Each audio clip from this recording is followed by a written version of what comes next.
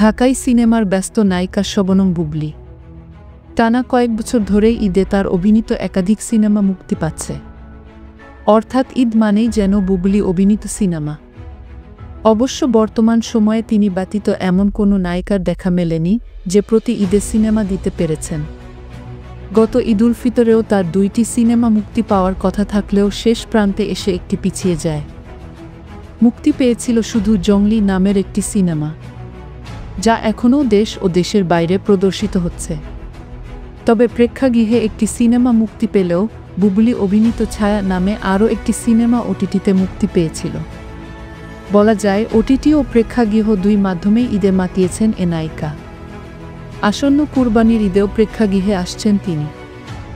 মুক্তির অপেক্ষায় রয়েছে তার অভিনীত পিনিক নামে একটি সিনেমা।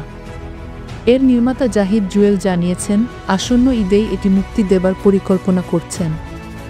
তবে এবারের ঈদ যেন বুবলী তথা তার ভক্তদের জন্য একটু বিশেষ। কারণ এই ঈদে নায়িকা পরিচয় নয়, হাজির হতে চলেছেন এক ব্যতিক্রম বুবলী। প্রথমবার খলনায়িকা অর্থাৎ নেতিবাচক চরিত্রে পর্দায় আসছেন তিনি। এটি অভিনেত্রীর কাছেও নতুন এক অভিজ্ঞতা বলে জানিয়েছেন। তাই দর্শকদের পাশাপাশি অভিনেত্রীও অপেক্ষায় রয়েছেন সিনেমাটি মুক্তির জন্য। এ প্রসঙ্গে বুবলী বলেন, ঈদে সিনেমা মুক্তি পাওয়াটা একজন শিল্পীর জন্য বড় ব্যাপার।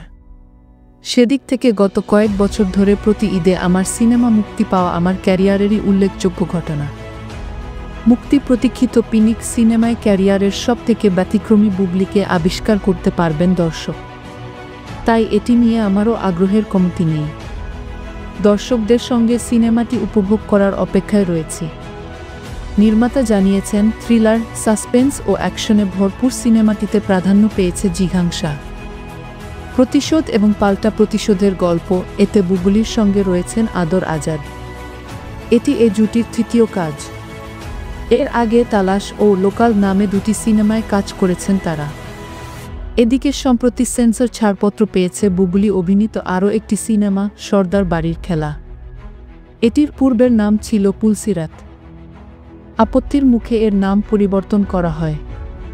নতুন নামেই সেন্সর হয়েছে এটি। নির্মাতা রাখাল সবুজ জানিয়েছেন, এটিও আসন্ন ঈদে মুক্তি দিতে চান।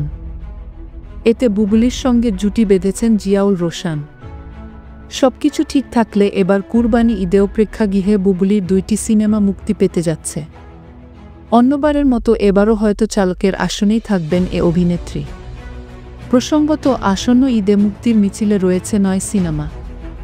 বুবলীর 2 সিনেমা ছাড়াও রয়েছে তাণ্ডব, নীলচক্র, ইনসাফ, নাদান, টগর, উৎসব, এশা মার্ডার, কর্মফল।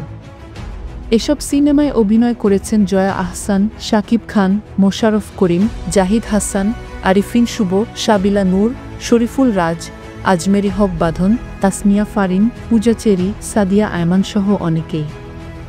এছাড়া মুক্তির তালিকায় আরও কয়েকটি সিনেমার নামও যোগ হওয়ার গুঞ্জন রয়েছে।